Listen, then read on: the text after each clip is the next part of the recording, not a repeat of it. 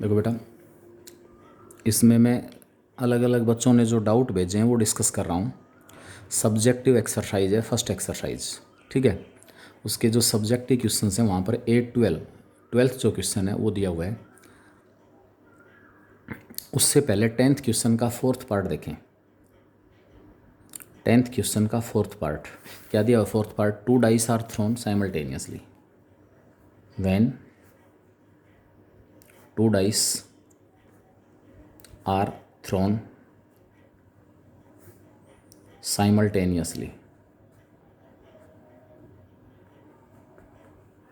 जो exhaustive case हमारे पास होंगे, एग्जॉस्टिव केसेज,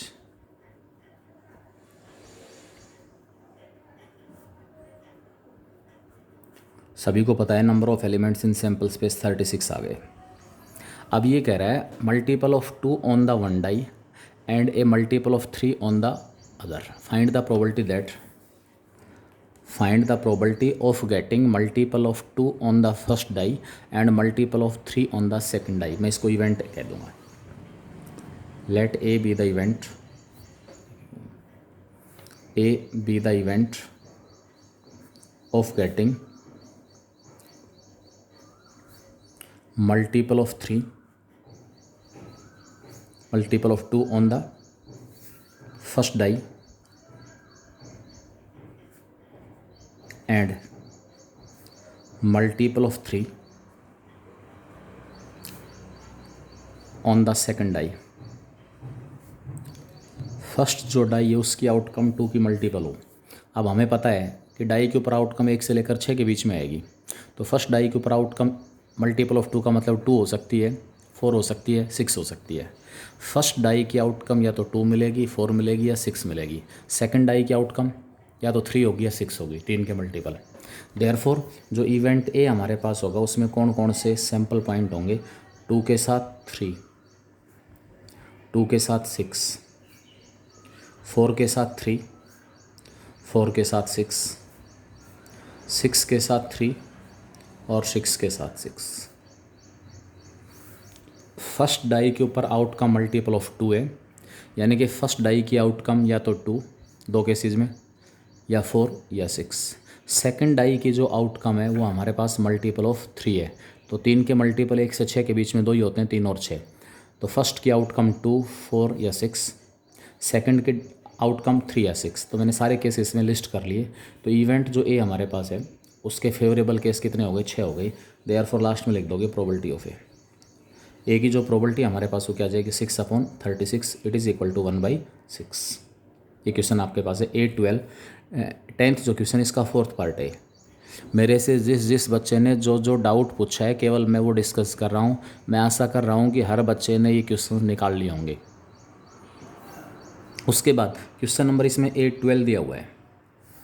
8, 12 हमारे पास है। सबसे पहले तो इसमें एक स्क्वायर दिया हुआ है। स्क्वायर के जो चारों वर्टेक्स हैं इन चारों को सेंटर मान के सर्कल्स ड्रा की गई हैं।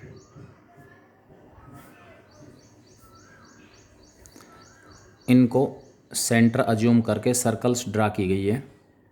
This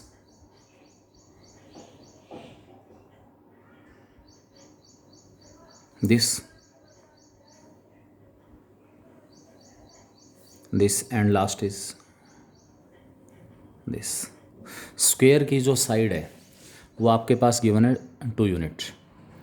A point is selected at random in side the square. ये शेडेड रीजन है, ये बड़ा।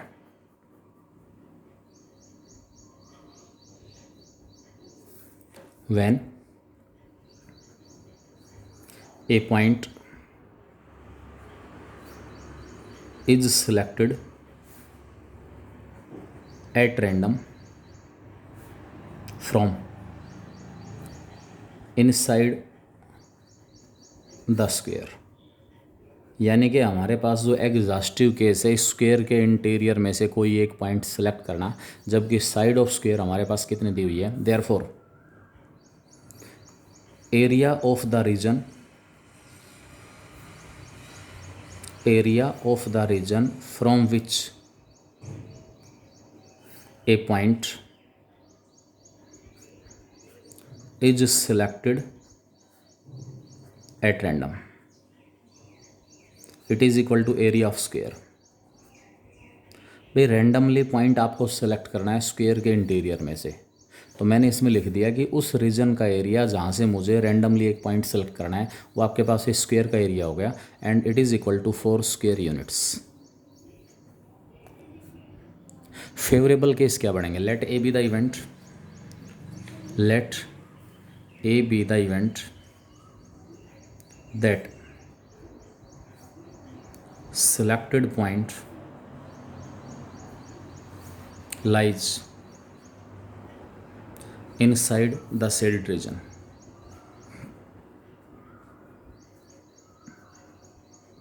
सेलेक्टेड जो पॉइंट हमारे पास वो कहाँ पर है? इनसाइड द शेडेड रीजन, ठीक है, उसको मैं इवेंट ए कह रहा हूँ। तो इवेंट ए का फेवरेबल केस, इवेंट ए के फेवरेबल केस, क्योंकि एग्जॉस्टिव केस है पूरे स्क्वायर का एरिया, इस रैंडमली इस पूरे रीजन में से एक पॉइंट सेलेक्ट करना है, तो यहाँ से हमारे पास कितने केस हुए टोटल इसका एरिया। अब फेवरेबल केस कौन से होंगे? जो शेडेड रीजन दिखा रखा है इसका एरिया निकालना है। अब इस शेडेड रीजन का एरिया मैं कैसे निकालूंगा? शेडेड रीजन का एरिया निकालने के लिए मुझे क्या करना होगा? जो नॉन शेडेड एरिया है, ये चारों सेक्टर्स हैं, area of circle, area of smaller segment, larger segment, area of sector, ये आपका अगला टॉपिक आएगा। उसके अंदर हमारे पास एरिया ऑफ सेक्टर निकालने का फॉर्मूला होता है। एरिया ऑफ सेक्टर क्या होगा? सेक्टर, अगर ये आपके पास सर्कल दी हुई है, सेंटर है, इसको इसके ऊपर प्रेजेंट किसी भी पॉइंट से ज्वाइन करते हो, ओ ए बी, ये सारा जो रीजन है यहाँ से लेकर यहाँ तक देखो सर्कल के अलोंग चलेंगे, ये कहलाएगा सेक्टर कंप्लीट। त्रिज्याखंड बोलेंगे इसको, सेक्टर। ये वाला जो एंगल है अगर वो आपको थीटा दिया हुआ है, तो area of sector A O B जो है, area of sector A O B, ये हमारे पास होगा फॉर्मूला पाई आर स्क्वायर, क्योंकि पूरी सर्कल का एरिया क्या होता है? पाई आर स्क्वायर। और पूरी सर्कल में इस पॉइंट ओ के सराउंडिंग में जो एंगल हो कितना कंप्लीट हो जाता है? 360। मुझे केवल इस रीजन का एरिया निकालना है, इसका मतलब पाई आर स्क्वायर का कितना पार्ट निकालना है? Theta by 360। तो ये आपके पास क्या हो जाएगा? थीटा अपॉन में 360, पाई आर स्क्वायर थीटा बाई 360। इस एंगल थीटा को मैं क्या कहूँगा? Angle of sector. ये एंगल आपके पास 0 से 360 के बीच में कुछ भी हो सकता है, 0 से 360 के बीच में। अगर यहाँ पर एंगल में ये जो थीटा है 180 ले लेता हूँ, 180, तो सेमी सर्कल हो जाएगी, सेमी सर्कल हो जाएगी ये वाला एंगल 180 होते ही। और एंगल थीटा को 180 रखूँगा तो 180 अपॉन 2, 180 अपॉन 360 1/2 बच जाएगा, और 1/2 से मल्टीप्लाई करेंगे पाई आर स्क्वायर, इसका मतलब पूरी सर्कल का जो एरिया उसका हाफ हो जाएगा। तो जो 4 सेक्टर्स हैं उसका एरिया निकाल के मैं क्या करूँगा? पूरे स्क्वायर के एरिया में से माइनस करूँगा, तो मेरे पास जो बीच वाला शेडेड रीजन है वो आ जाएगा, ठीक है। पॉइंट आपके पास ए दिया हुआ है, बी दिया हुआ है, सी दिया हुआ है, डी दिया हुआ है, क्योंकि इन चारों सर्कल्स का जो रेडियस है वो 1 यूनिट है। चारों सर्कल्स का जो रेडियस है वो कितना है? 1 यूनिट। तो हम क्या करेंगे इसके अंदर? Let A be the event that selected point lie inside the shaded region, therefore favourable cases. Countable नहीं होंगे, ध्यान रखना है, क्योंकि एग्जॉस्टिव भी एरिया की फॉर्म में आए हैं। पूरी सर्कल के जो आपके पास स्क्वायर है इसके अंदर से पॉइंट उठाना है, तो पूरे स्क्वायर का एरिया एग्जॉस्टिव केस, इस शेडेड रीजन का area favourable case. Favourable case is equal to area of shaded reason,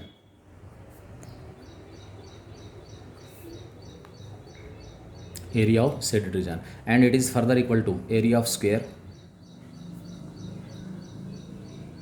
minus area of 4 sectors in which each angle is 90 degree. जो सेक्टर का एंगल है वो कितना है? 90 डिग्री दिया हुआ है। पूरे स्क्वायर की साइड थी 2 यूनिट, ये रेडियस 1 है, ये भी 1 है, R1 हो गया, थीटा 90 हो गया, तो आपके पास स्क्वायर का एरिया क्या होगा? 4, क्योंकि स्क्वायर की साइड कितनी थी? 1 + 1 2, उसमें से मैं क्या माइनस करूँगा? Area of sector. एक सेक्टर का एरिया निकाल के उसको 4 से क्या करेंगे? मल्टीप्लाई। एक सेक्टर का एरिया कितना होगा? पाई, आर कितना है? 1, इंटू थीटा कितना है? 90, अपॉन में क्या आ गया 360, 90 से 4, 4 3 बड़ा 4 कैंसिल, क्या बचा लास्ट में 4 माइनस पाई बचा। देयरफॉर प्रोबेबिलिटी ऑफ ए, किसकी प्रोबेबिलिटी की जो सिलेक्टेड पॉइंट है वो इस शेडेड रीजन में होगा, इसकी प्रोबेबिलिटी हमारे पास आ गई 4 minus pi upon pi 4।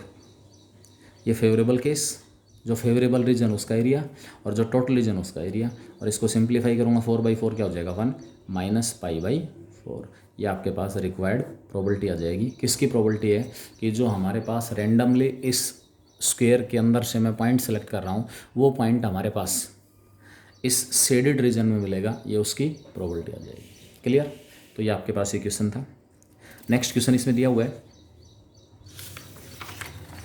Objective questions. इसी फर्स्ट एक्सरसाइज के जो ऑब्जेक्टिव क्वेश्चंस हैं उसमें से 2-3 क्वेश्चन हैं बेटा। लगभग बच्चों ने मेरे पास डाउट भेजे, मैं वही डिस्कस कर रहा हूँ। कोई बच्चा ये ना सोचे कि भाई ये कहाँ से डिस्कस कर दिया, बच्चों के द्वारा भेजे हुए डाउट्स हैं, केवल मैं वही सॉल्व कर रहा हूँ। इसमें हमारे पास है question number 6। A card is drawn from A deck of 52 cards. A6 question है ऑब्जेक्टिव क्वेश्चंस। इसी एक्सरसाइज 1 के जो ऑब्जेक्टिव क्वेश्चन है, ऑब्जेक्टिव क्वेश्चन एक्सरसाइज 1, और क्वेश्चन नंबर हमारे पास दिया हुआ है A6। क्या है ये A6? A card is drawn from A pack of 52 cards when A card is drawn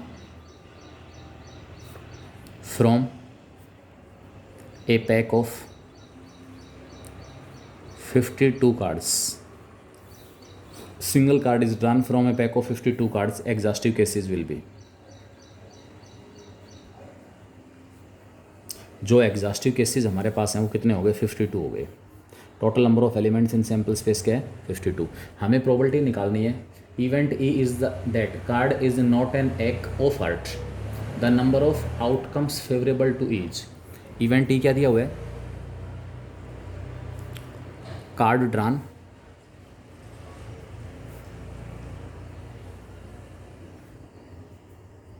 is not an ace of heart, ठीक है, is not an ace of heart. तो favourable cases of event E, जो event ई हमारे पास उसके favourable cases क्या हो जाएंगे? क्या है क्वेश्चन आपके पास? निकाला हुआ जो कार्ड है वो एक ऑफ हार्ट नहीं होना चाहिए बस, बाकी कुछ भी हो सकता है।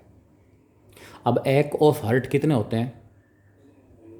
52 कार्ड्स में एक इक्का ऑफ हार्ट पान का कितने होते हैं? केवल एक। इसका मतलब वो नहीं होना चाहिए, उसको छोड़कर बाकी कुछ भी हो सकता है। तो ace of card it is equal to total number of cards, total number of cards minus ace of heart, it is equal to total number of cards 52 है, उसमें से एक ऑफ हार्ट जितने भी कार्ड हैं वो माइनस कर दिए मैंने, क्योंकि वो नहीं होना चाहिए। तो क्या होना चाहिए? 52 माइनस 1 इक्वल टू क्या हो गया 51। ध्यान रखना है 51 प्रोबेबिलिटी को रिप्रेजेंट नहीं कर रहा है। अगर यहीं से हमारा आंसर 51 है, क्वेश्चन के अकॉर्डिंग हमारा आंसर 51 है। अगर इस क्वेश्चन में कह देता find the probability, find the probability that card drawn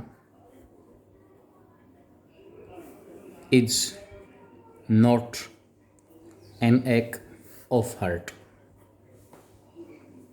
in that case this probability will be 51/52। Event E की प्रोबेबिलिटी हो जाती है। क्वेश्चन में इवेंट ई की प्रोबेबिलिटी नहीं निकालनी है, केवल इवेंट ई के फेवरेबल केस निकालने हैं। तो फेवरेबल केस मेरे पास कितने हो गए 51 हो गए, और इसकी प्रोबेबिलिटी अगर निकालनी हो तो क्या आ जाएगी 51/52।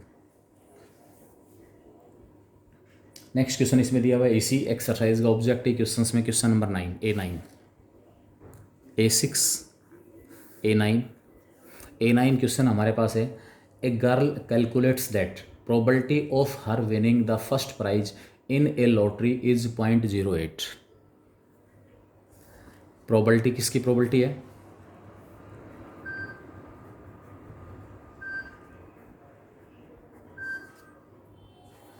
probability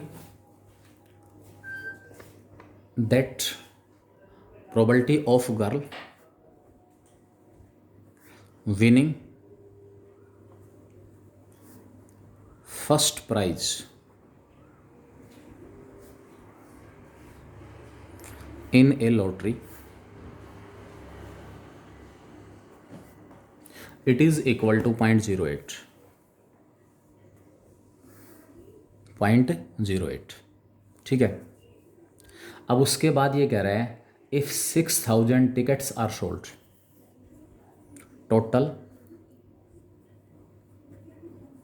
6,000 tickets are sold.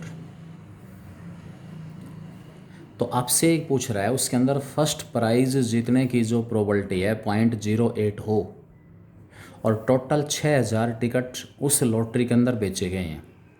अब वो किस किस ने खरीदे वो बात अलग है, लेकिन इस पर्टिकुलर लड़की ने जो जितने भी टिकट खरीदे थे इस लॉटरी के, उनके अकॉर्डिंग इसके फर्स्ट प्राइज जीतने की जो प्रोबेबिलिटी है वो कितनी आई हुई है 0.08। लेट अज्यूम कर लेता हूँ मैं, टोटल हमसे पूछ रहा है उस लड़की ने कितने टिकट परचेज किए थे। लेट टोटल एन टिकट्स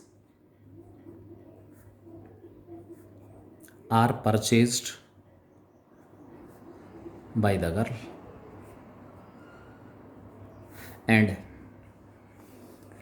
बेटा इसमें आप रफली निकाल रहे हो तो सीधा बता सकता हूँ इसके अंदर इस तरीके से, क्योंकि मैं सारे क्वेश्चंस डिस्कस कर रहा हूँ कि हमें सीबीएसई का एग्जाम भी देना है, उस चीज़ को ध्यान में रखते हुए जैसी आदत अब पड़ेगी वैसी लास्ट तक रहेगी। Let A be the event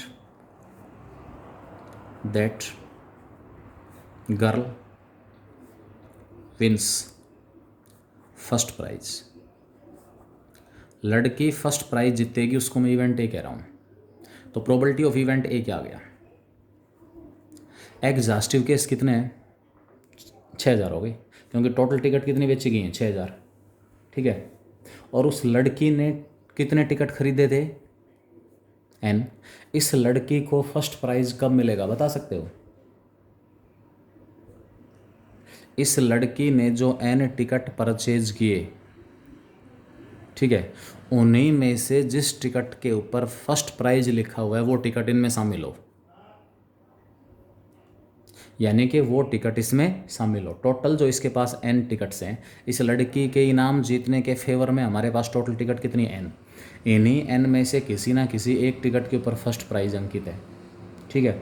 तो इस लड़की के फर्स्ट प्राइज जीतने के फेवर में टोटल कितने केस होंगे एन, क्योंकि लड़की ने कितने टिकट खरीदे हुए हैं।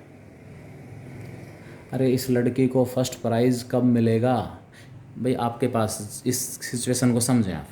सपोज 6,000 टिकट है, उस हर टिकट के ऊपर नंबर लिखा हुआ है 1 2 3 4 5 एंड सो ऑन 6,000 तक। एक टिकट के ऊपर नंबर 1 है, दूसरे के ऊपर नंबर 2 है, तीसरे के ऊपर नंबर 3 है and so on, last ticket के ऊपर नंबर 6,000 है।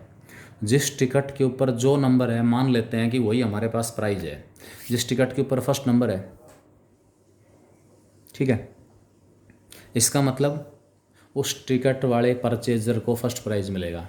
जिस टिकट के ऊपर नंबर 2 है उस परचेजर को, उस टिकट खरीदने वाले को सेकंड प्राइज़ मिलेगा। जिसके ऊपर नंबर 3 है उस टिकट खरीदने वाले को थर्ड प्राइज़ मिलेगा एंड सो ऑन। अब इस लड़की को फर्स्ट प्राइज़ कब मिल सकता है, जितने टिकट इसने परचेज की उन सब में ये नंबर 1 वाले टिकट मौजूद हो। तो इसके फेवर में हमारे पास कितने टिकट्स हैं एन, और टोटल हमारे पास कितने टिकट बेची थी 6,000, और ये जो प्रोबेबिलिटी है फर्स्ट प्राइज जीतने की प्रोबेबिलिटी कितनी दी हुई है हमें 0.08।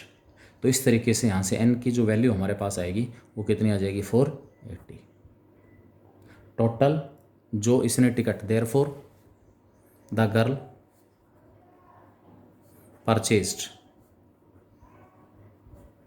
टोटल 480 टिकट्स, यानी कि अगर वो कुल 480 टिकट खरीदेगी तो उसके फर्स्ट प्राइज जीतने की जो प्रोबेबिलिटी है वो कितनी होगी 0.08 होगी। क्लियर, ये हमारा क्वेश्चन था। नेक्स्ट क्वेश्चन इसमें दिया हुआ है,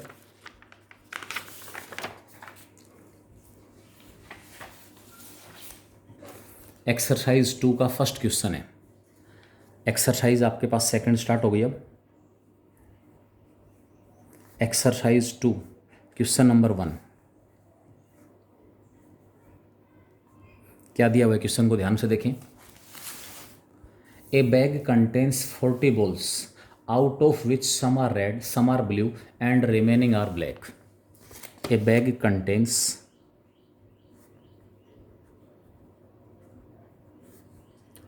40 balls out of which some are red,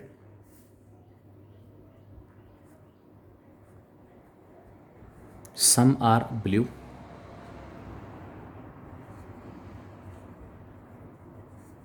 and remaining are black. भाई टोटल जो 40 बॉल हैं उसमें 3 टाइप की बॉल हैं, कुछ एक तो रेड हैं, कुछ एक ब्लू हैं और बाकी बची हुई सारी की सारी ब्लैक हैं। If the probability of drawing a red ball is 11/20 that of blue ball is 1/5। Question में गिवन है let A be the event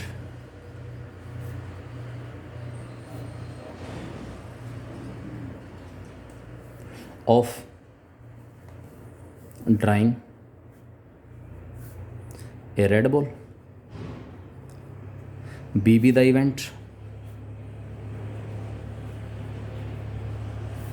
of drawing a blue ball।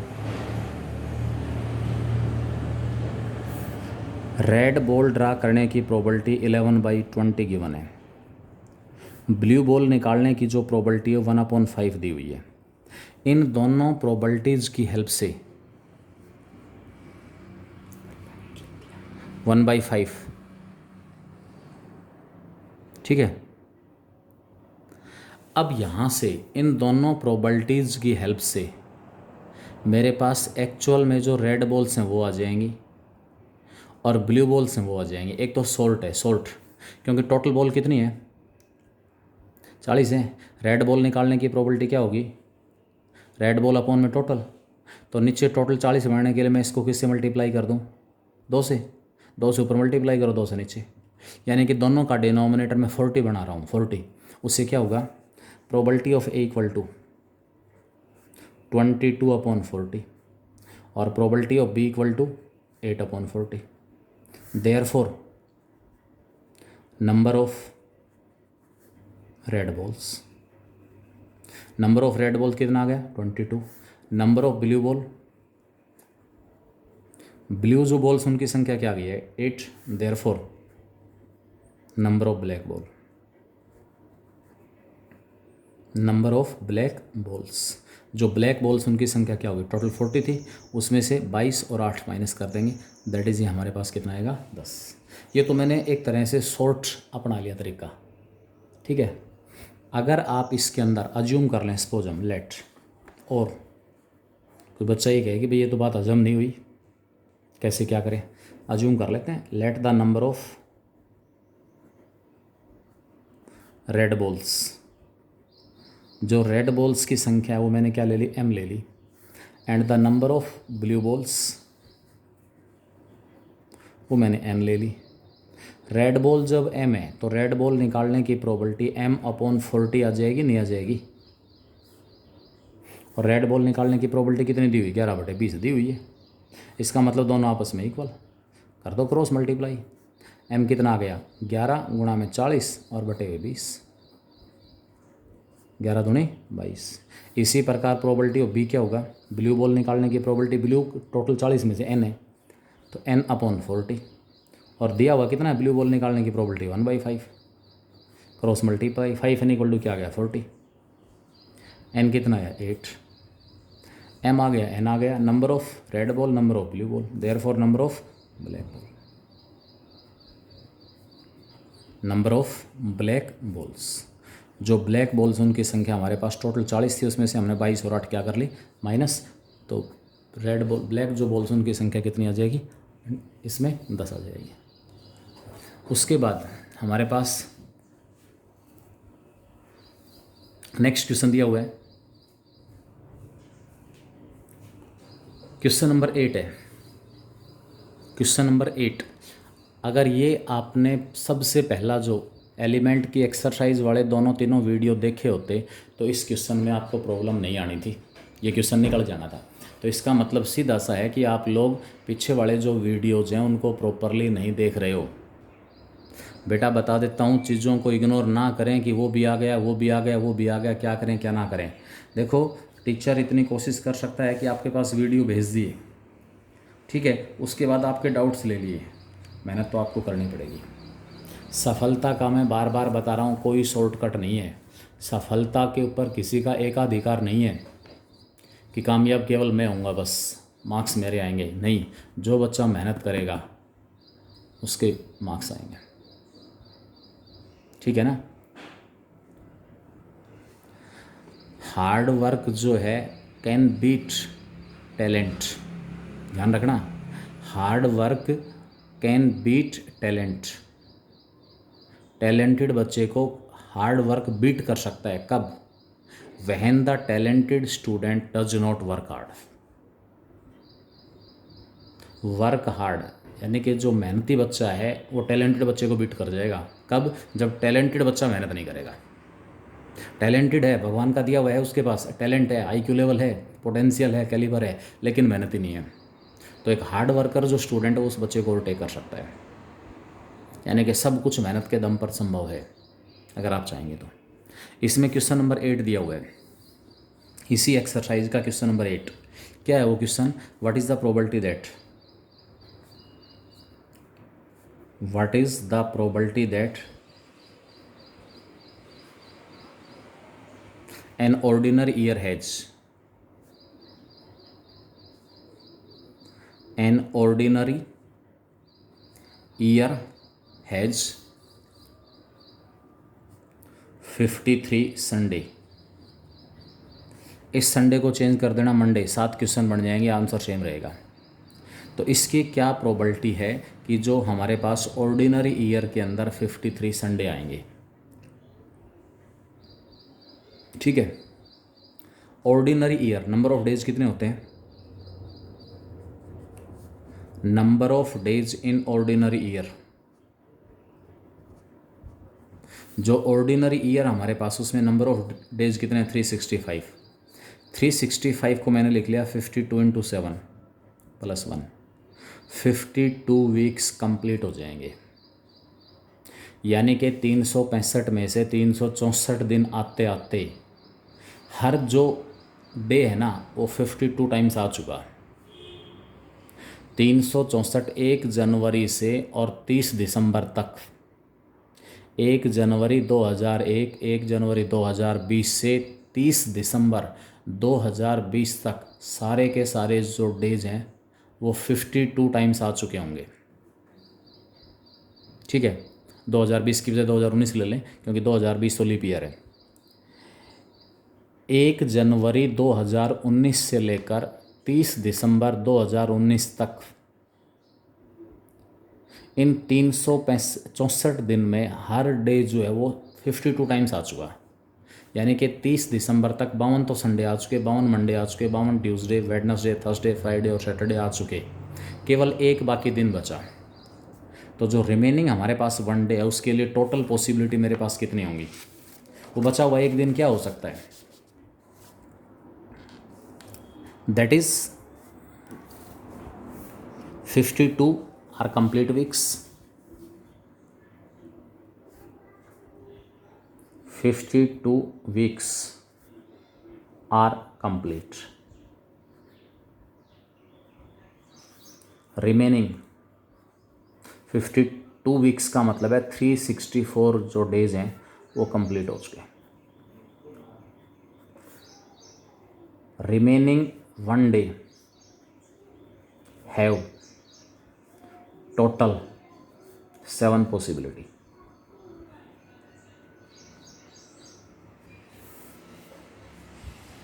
Remaining 1 day have total 7 possibility. क्या क्या होंगे 7 possibility? वो बाकी बचा हुआ एक दिन हमारे पास, it may be Sunday, Monday, Tuesday, Wednesday, Thursday, Friday और सैटरडे। दैट इज़ उस एक दिन के चुनाव के लिए, जो बाकी एक दिन बचेगा, उस एक दिन के चुनाव के लिए मेरे पास जो एग्जॉस्टिव केसेज हैं वो 7 हो गए। इवेंट ए ले लेते हैं। Let A be the event that, let A be the event that normal year will have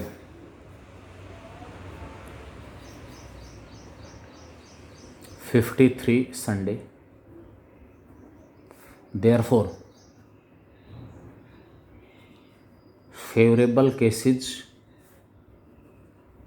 of event A, जो इवेंट ए हमारे पास उसके फेवरेबल केस कितने हो गए?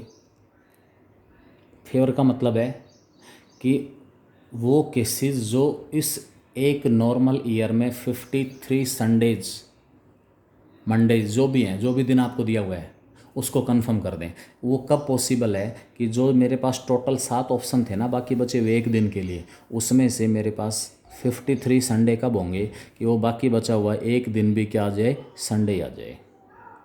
तो 53 संडे होने के लिए जो मैं इवेंट ए लेके चल रहा हूँ, event A that randomly selected normal year will have 53 Sunday, तो इस इवेंट ए के फेवर में हमारे पास जो फेवरेबल केस होगा वो केवल और केवल एक ही होगा। एक कौन सा और क्यों? कि भी वो बाकी बचा हुआ दिन संडे हो जाए बस। 52 संडे तो पहले आ चुके 364 दिन में, और 365वां दिन भी अगर संडे है तो टोटल संडे कितने हो गए? 53 हो गए। 53 मंडे, 52 मंडे तो 364 दिन में आ चुके, बाकी बचा हुआ एक दिन भी मंडे हो जाए।